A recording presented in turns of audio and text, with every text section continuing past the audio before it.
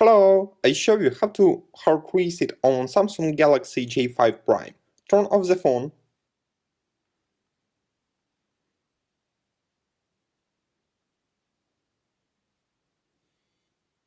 Next, press and hold the power button, volume up key and home button for a few seconds.